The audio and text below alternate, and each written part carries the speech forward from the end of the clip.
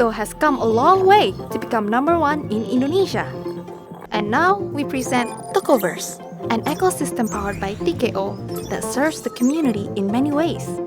From elevating local artists by selling NFT art, incubating diverse local blockchain projects, to educating the community in crypto assets trading and investing, all enabling you to be ready for more. Assalamualaikum warahmatullahi wabarakatuh. Alhamdulillah, salatan wassalaman ala rasulillah, amma ba'd. Ada dua ayat di Al-Quran yang secara tegas melarang kita berputus asa dari rahmatnya Allah Subhanahu wa ta'ala. Ayat yang pertama kita temukan di surah Az-Zumar ayat 53. Allah Subhanahu wa ta'ala berfirman, la taknatu mir rahmatillah. Jangan berputus asa dari rahmatnya Allah Subhanahu wa ta'ala. Ayat yang kedua kita bisa temukan di surah Yusuf ayat 87. Allah Subhanahu wa ta'ala berfirman, wala tayasu mir rauhillah. Artinya kurang lebih sama, jangan berputus asa dari rahmatnya, pertolongan Allah Subhanahu wa ta'ala yang membebaskan kita dari berbagai persoalan. Para pemirsa, yang menarik dari dua ayat ini, selain soal pesannya yang secara tegas melarang berputus asa dengan redaksi yang kuat pakai la nahi dalam bahasa Arab, la yang berfungsi untuk melarang, tapi ada hal lain yang kita perlu perhatikan dari dua ayat ini, yaitu terkait dengan lanjutan dari masing-masing ayat. Surah Az-Zumar 53, lanjutannya ini menarik. Allah Subhanahu wa ta'ala berfirman, innallaha yaghfiru dzunuba jami'a. Sungguhnya Allah Subhanahu wa ta'ala mengampuni semua dosa yang kita lakukan, yang makhluk lakukan, yang kita manusia lakukan. Diampuni semuanya oleh Allah Subhanahu wa ta'ala. Itu yang dinyatakan secara tegas juga oleh Allah Subhanahu wa ta'ala setelah Allah melarang kita berputus asa. Itu artinya kita dilarang berputus asa seberapapun dosa kita. Menggunung pun dosa kita. Semua akan diampuni oleh Allah Subhanahu wa ta'ala. Tentu saja ketika kita bertobat atas dosa-dosa itu. Lanjutannya ini yang menarik di Az-Zumar 53 ini. Innahu huwal ghafurur rahim. Sungguhnya Allah, sungguhnya dialah pakai huwa di situ. Al-Ghafur, Maha Pengampun. Ar-Rahim, Maha Penyayang. Ada kata inna dua kali. Inna ini fungsinya sebagai penegas, pernyataan penegas. Dalam satu ayat diulangi dua kali. Itu memang di sini ada penekanan dari Allah Subhanahu wa ta'ala agar kita sebagai pembaca Al-Quran faham hal yang ingin betul-betul ditekankan oleh Allah Subhanahu wa ta'ala, bahwa Allah mengampuni semua dosa dan kesalahan kita. Lalu lanjutannya, sesungguhnya dialah, ada penjelasan seperti itu, di huwa al-ghafur, Maha Pengampun, Rahim, Maha Penyayang. Ada penjelasan dari para ulama soal al-ghafur sama ar-rahim. Kenapa dua asmaul husna ini yang dimunculkan ketika Allah Subhanahu wa ta'ala berfirman berkaitan dengan larangan berputus asa dan penegasan bahwa Allah Subhanahu wa ta'ala mengampuni seluruh dosa. Ternyata penjelasannya adalah al-ghafur itu adalah berkait dengan kita yang punya dosa. Kita yang berdosa itu dalam bahasa Arabnya disebut muznib, orang yang berdosa. Allah Maha Pengampun.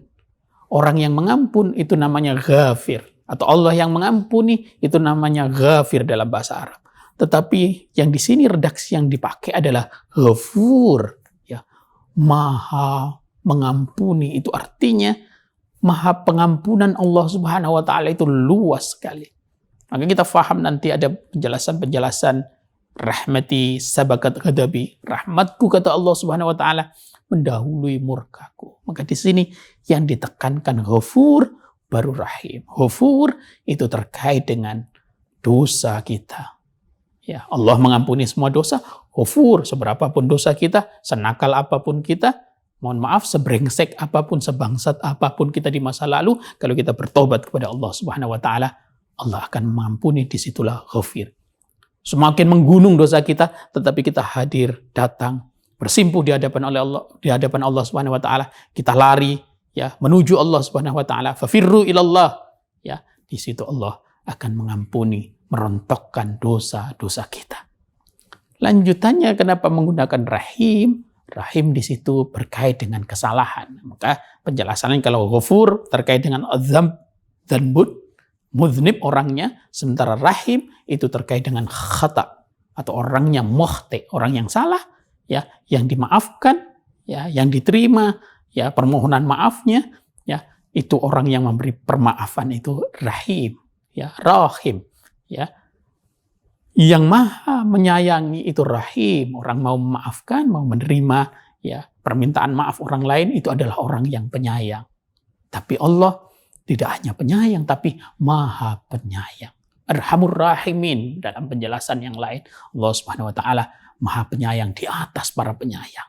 Karenanya kita, ya, kalaupun berdosa, kalaupun punya salah, kalaupun dulu pernah melakukan hal-hal yang tidak baik dalam kehidupan kita, jangan berputus asa. Karena Allah Subhanahu wa taala mengampuni semua dosa dan salah kita, karena Dia Maha Pengampun dan Maha Penyayang.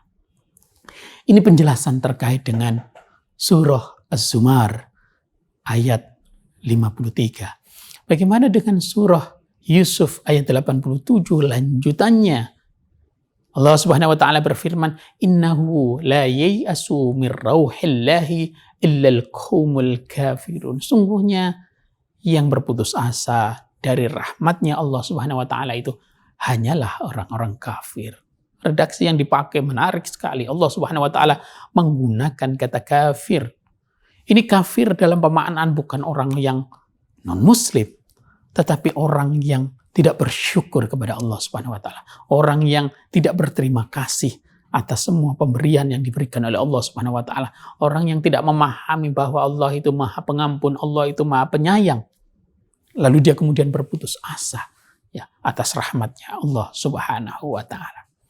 Dari dua ayat ini, sekurang-kurangnya kita faham, ya, bahwa sebagai orang yang beriman, sebagai seorang yang muslim, kita itu harusnya dekat dengan rahmatnya Allah Subhanahu wa ta'ala. Karenanya, para pemirsa yang budiman, ini ada sesuatu yang kita perlu fahami. Bagaimana Islam, ya, itu tidak hanya terkait dengan orang yang taat, tidak hanya merangkul orang yang beribadah kepada Allah Subhanahu wa taala. Islam hadir untuk menjawab mereka yang tersesat. Islam hadir untuk menjawab mereka yang sudah salah jalan. Islam hadir untuk mereka yang berlumur dosa. Dirangkul oleh Islam, dikembalikan ke jalannya Allah Subhanahu wa ta'ala. Dan dalam konteks larangan berputus asa ini, kita menjadi faham kenapa negara-negara Islam tingkat bunuh dirinya rendah kalau kita bandingkan dengan negara-negara yang umat Islamnya minoritas. Kenapa? Karena di dalam Islam masa lalu adalah sesuatu yang sudah kita lewati. Kita berusaha menghapus kenangan-kenangan buruk di masa lalu. Masa depan adalah milik orang-orang Islam. Orang Islam dijanjikan adanya surga. Kalau bersalah, nanti dihukum di neraka. Artinya, meskipun mungkin secara ekonomi kadang orang Islam tidak lebih baik daripada orang lain, tetapi kita dijanjikan untuk mendapatkan kebahagiaan, kekayaan, kenikmatan di akhirat nanti. Itulah yang menenteramkan batin kita. Dan kalau kita merasa dizalimi di dunia ini, yang membuat orang Islam tenang, tentram, bahagia hidupnya, tidak stres, apalagi sampai bunuh diri, itu karena nanti di dalam Islam orang-orang yang bersalah, melakukan kesalahan, menzalimi kepada kita, akan ada hukumannya di neraka nanti. Maka sebagai akhir dari apa yang ingin kami sampaikan di hadapan pemirsa, terutama di bulan Ramadan, mari kita mencari ampunan Allah Subhanahu wa taala. Mari jangan berputus asa dari rahmatnya Allah Subhanahu wa taala. Allah Maha Pengampun, Maha Pemaaf, Maha Penyayang. Maka dalam doa yang sering kita baca di bulan Ramadan ini, Allahumma innaka afun tuhibbul afwa fa'fu anna ya karim. Ya Allah, Engkau Maha Pengampun. Ampuni kami ya Allah.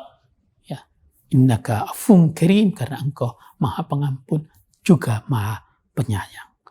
Dan doa yang juga sering kita baca, Allahumma inna nas'aluka ridhaka wal jannah wa na'udzubika min sakhatika wan nar. Ya Allah, kami mohon kepadamu ridhomu, ya, dan surga, dan kami berlindung kepadamu, ya, dari murkamu dan siksa neraka. Ini dua doa yang kita harus perbanyak di bulan Ramadan ini. Mudah-mudahan kita mendapatkan ampunannya Allah Subhanahu wa taala. Wa huwal muwaffiq.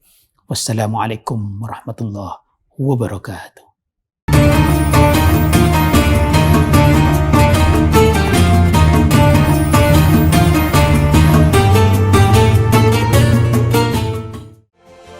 IFG, Indonesia Financial Group.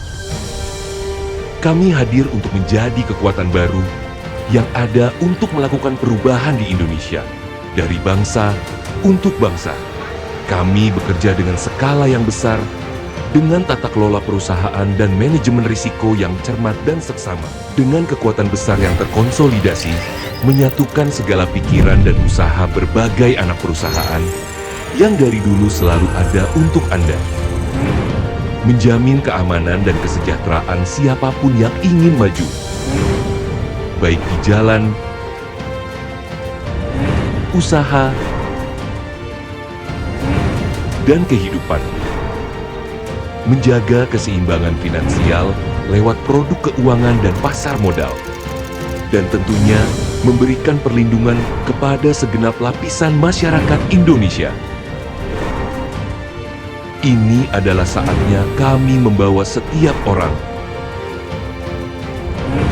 setiap usaha, dan setiap impian untuk masing-masing punya kekuatan membangun masa depan finansial yang terbaik dan membawa kita semua untuk besar bersama. IFG, Power to Progress.